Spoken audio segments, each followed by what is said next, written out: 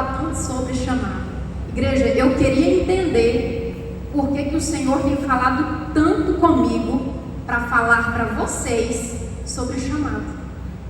Eu queria entender. E toda vez que me é feito o convite para trazer uma ministração para a igreja, é sempre chamado, chamado e chamado. A primeira ministração foi sobre o propósito, o nosso chamado, entendendo a nossa caminhada com Deus. A segunda foi sobre a chamada do menino, que quando Deus o chamou, ele era menino, em que no meio do capítulo 3 de 1 Samuel, ele se torna um jovem. E no final do capítulo ele é reconhecido como um profeta. Mas para que, Débora? Chamada. Igreja, eu tenho certeza que todos nós que estamos aqui nessa noite, o Senhor tem nos escolhido e nos chamado a cada um pelo nome. Amém? O Senhor chamou a mim, o Senhor chamou a você pelo nome. Amém? Glória a Deus. Para os irmãos entenderem um pouquinho, no capítulo 4 de Juízes, havia uma juíza chamada Débora, minha xará. Ela era juíza naquela terra. Ela guerreou contra os cananeus, Débora e Baraque, e o Senhor lhes deu a vitória. No capítulo 5 nós temos o cântico de Débora. E no final do capítulo 5 diz: e a terra sossegou por 40 anos, ou seja, foram 40 anos de paz. 40 anos em que o povo viveu bem, na bonança, sem guerras, sem conflitos. Eles estavam voltados para o altar. Eles estavam voltados para Deus. E depois desses 40 anos, o povo pecou. Depois de 40 anos, o povo pecou. Eles pecaram, eles começaram a adorar falsos deuses, eles levantaram altares para esses deuses. Então o Senhor os subjugou. Os midianitas os subjugaram. E de ano em ano, quando tinha a colheita, vinham os midianitas, os amalequitas e mais o pessoal do Oriente, e lhes tomavam o gado, o bezerro, as ovelhas e todo o alimento. E eles tiveram que se esconder em cavernas por medo. Se esconder em cavernas para que não fossem mortos também. A início da nossa chamada, ela pode ser um pouco complicada de se entender. Elias, lá no capítulo 19 de 1 Reis, depois de enfrentar 450 profetas, depois de o Senhor descer fogo do céu, pela palavra de uma única mulher, Elias vai e se esconde, por medo, ele vai para o deserto, se esconde. Aqui o povo de Israel, por conta da sua iniquidade, por conta do seu pecado, eles foram e se esconderam em cavernas. E depois de tantos anos sendo subjugados, eles se voltam para Deus e pedem ao Senhor misericórdia. Juízes capítulo 6, versículo 6. Assim Israel empobreceu muito pela presença dos midianitas. Então os filhos de Israel clamaram ao Senhor. Ou seja, aquele povo estava vivendo tão aflito que eles se lembraram que o Deus de Israel, aquele mesmo que livrou eles do exílio, que os fez sair depois de 450 anos sendo subjugados lá no Egito, aquele mesmo Deus que abriu o mar, eles se lembraram: opa, pera, eu vou clamar esse Deus aqui, porque esse Deus aqui, esse sim, fez o mar se abrir, fez o Jordão se abrir, fez maná cair do céu. Então, aleluia, glória a Deus. Então o Senhor envia um profeta, lhes fala, capítulo 8: assim diz o Senhor Deus de Israel: do Egito eu vos fiz subir e vos tirei da casa da servidão, e vos livrei das mãos dos egípcios e das mãos dos quantos vos oprimiam, e os expeli de diante de vós, e vos dei a sua terra, e vos disse: eu sou o Senhor vosso Deus. Não temais aos deuses dos amorreus, em cuja terra habitais, mas não destes ouvidos a minha voz.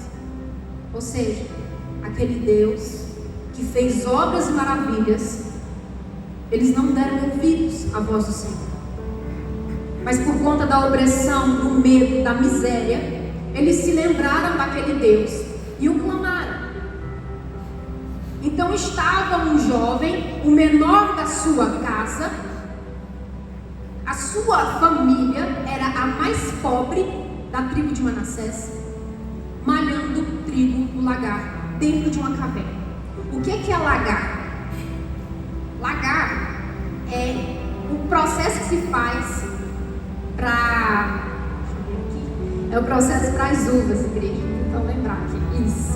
É onde se faz a prensa das uvas para poder separar de uva, fazer o vinho, né? E lá estava ele, malhando trigo no lagar. Era pequeno, era desconfortável, era incômodo, mas lá estava Gideão, o menor da sua casa, malhando trigo no lagar. E o que eu acho interessante é porque quando o anjo do Senhor aparece a ele, a primeira coisa que ele faz não é se prostrar, não é adorar, não. Eu vejo isso para mim como murmuração e questionamento. Eu tenho certeza que todos aqui que estão na sua caminhada com Deus, em determinado momento da sua caminhada, passando por alguma dificuldade, por alguma perseguição, às vezes, em vez de dobrar os seus joelhos e clamar ou ter fé e acreditar, você se questionou. Você questionou ao Senhor. Gideão disse: ai, Senhor meu, se o Senhor é conosco, ou seja, Pai, se o Senhor é comigo, por que tudo isso de ruim está me acontecendo? Eu já fiz isso. Eu, infelizmente, não questionei o Senhor para quê, mas perguntei ao Senhor por quê. Eu fui muito infeliz no que eu disse ao Senhor. Gideão, em seu momento de dúvida e de questionamento, ele questiona o Senhor. Se você é Deus, então por que tudo isso nos aconteceu? Eu tenho certeza que, assim como eu, alguns irmãos aqui, por algumas vezes, já virou para o Senhor e não disse: Pai, para que eu estou passando por isso? Mas disse: por que eu estou passando por isso? Muitas vezes pelos nossos pecados, muitas vezes por consequência daquilo que plantamos, mas tudo que vai, volta. Ou seja, se o povo de Israel pecou, o Senhor lhes subjugou, para que eles então se voltassem para Deus. A igreja está entendendo? Glória a Deus. Amém? Glória a Deus.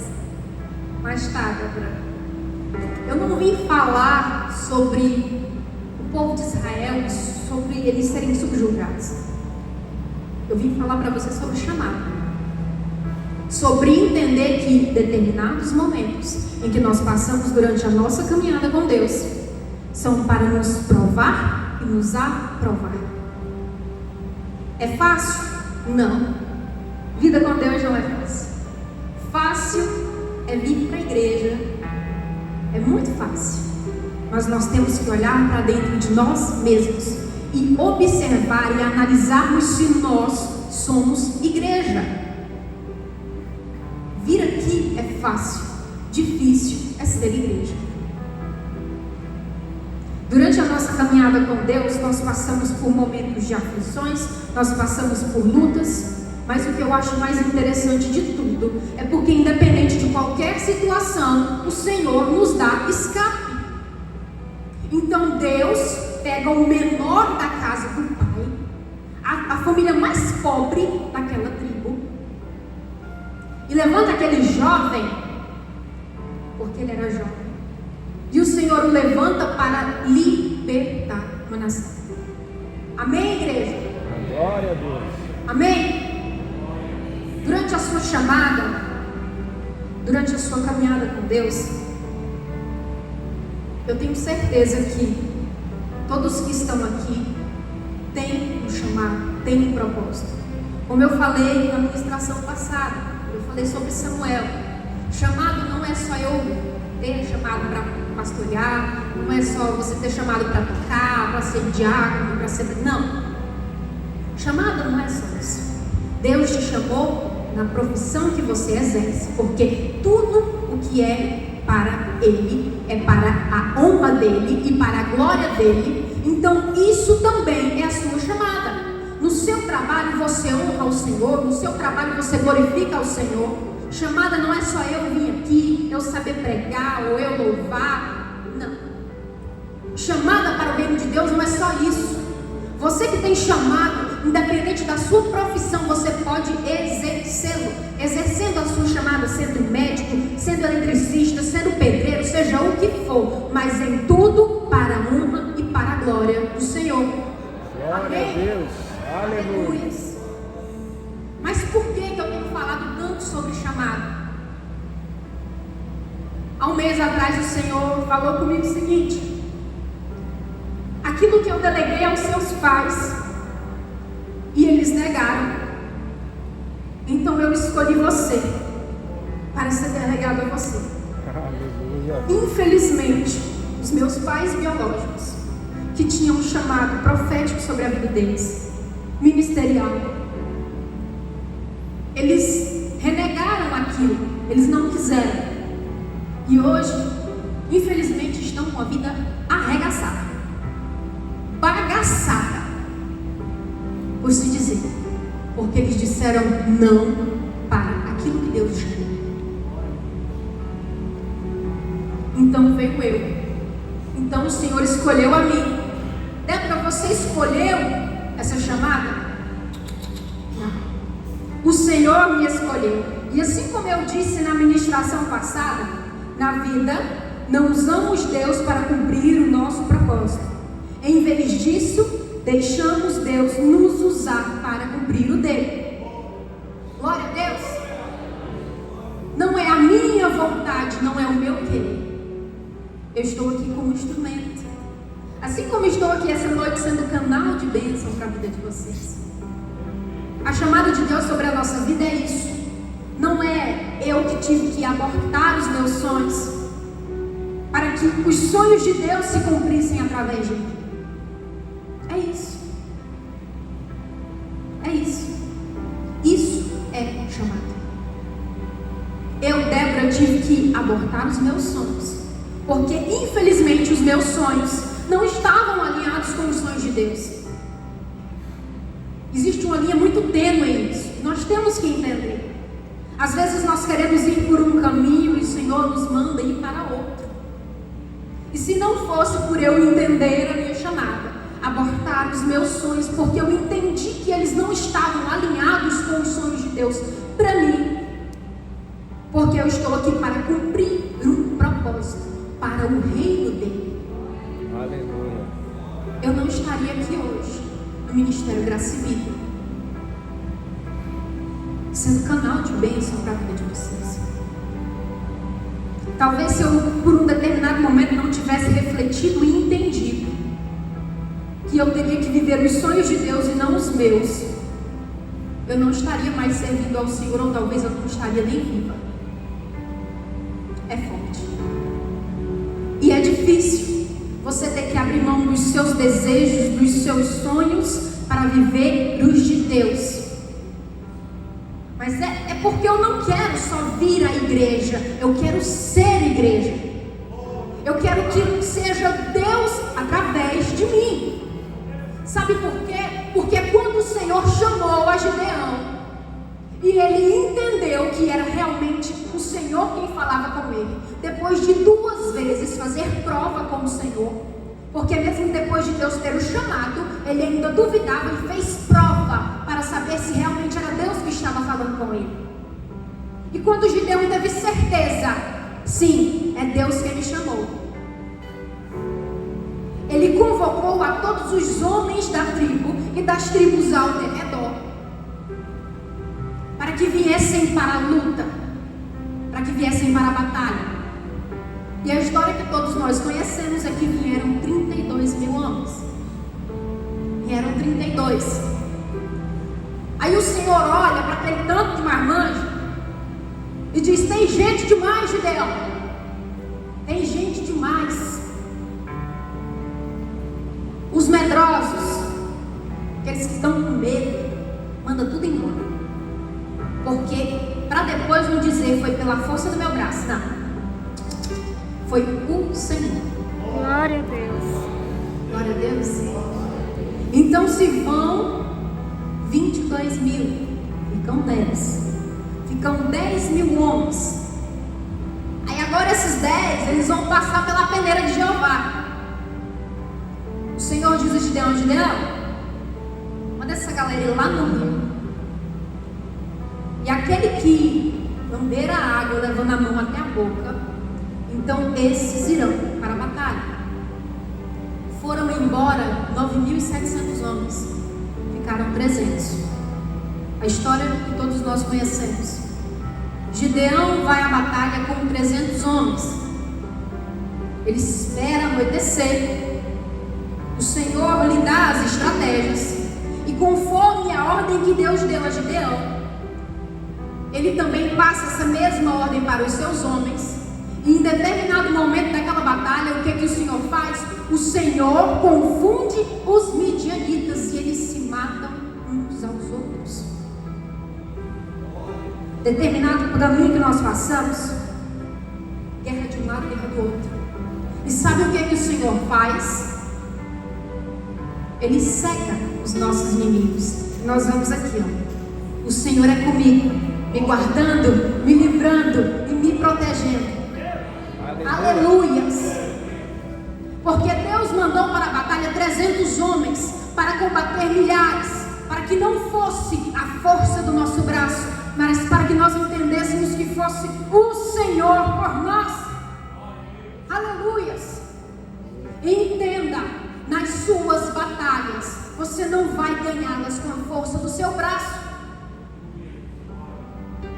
O apóstolo falou comigo na terça: calma, espera. Sabe por quê, igreja? Porque não é na força do meu braço que as promessas do Senhor vão se cumprir. Não é querendo eu passar por cima das etapas de Deus, e muito menos você tentando pular processos que vai acontecer. Não é pela força do seu braço. As suas batalhas, as suas guerras, é o Senhor quem vai por você. Aleluia. Aleluias. Glória a Deus. É o Senhor quem vai. Para encerrar, eu gostaria que você entendesse. Quando Deus chama Samuel, ele pequeno, menino, Israel estava totalmente afastado dos caminhos do Senhor. Totalmente afastado. Mas Deus fez renascer Deus, na verdade, ele acabou com toda uma geração. Ele destruiu a geração de Arão, mas levantou um menino, jovem, para ser juiz, sacerdote e profeta. Para ser juiz, sacerdote e profeta em uma nação. Depois, quando você estiver no conforto da sua casa, ou depois no seu momento de oração, pergunte ao Senhor: Pai, o que o Senhor tem para mim? Você que ainda não entendeu o seu chamado, você que está com dificuldades de entender a sua caminhada com Deus, Pai, o que o Senhor tem para mim? Em que eu posso somar? O que você pode somar no reino de Deus? Bem, o que você pode somar? Sabe por quê, igreja? Esse ministério precisa de pessoas que verdadeiramente queiram trabalhar no reino de Deus. preciso. Esse ministério é carente de pessoas que entendam a sua chamada e queiram estar aqui somando para o reino de Deus. E eu gostaria de te dizer outra coisa. Reino, ele não se delimita só a essas 4 paredes. Reino é lá fora, é no seu trabalho, é na sua família. Você sempre pode estar falando de Deus e do amor de Deus para as suas pessoas próximas. Então, quando você puder, no seu momento de oração, eu gostaria que você refletisse sobre isso. Para você que ainda não entendeu o seu chamado. Amém? Amém. Amém. Aleluia. Glória a Deus. Não é fácil, querido. Não é fácil. Mas eu só gostaria de dizer que em todos os momentos o Senhor, Ele é por nós. E em momento nenhum Ele não nos abandona. Israel estava padecendo. Israel estava sofrendo por conta das suas muitas iniquidades. Mas mesmo assim, o povo se voltou para Deus. Mesmo nas suas lutas, nas suas guerras, eles se voltaram para o Senhor. Eles se lembraram que eles tinham um Deus que é maior, que tudo pode. E se voltaram para Deus. E o que eu acho interessante de tudo isso é porque no se voltar para Deus é quando nós realmente entendemos que, independente do que o mundo oferece lá fora, não existe lugar melhor, não existe lugar mais precioso do que estar e do que caminhar com Deus. Aleluia.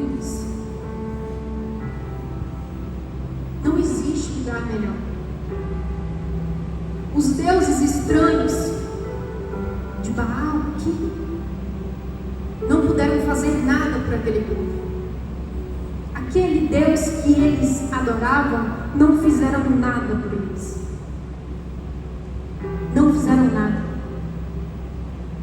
Mas o verdadeiro Deus de Israel os livrou das mãos dos seus inimigos. Os livrou.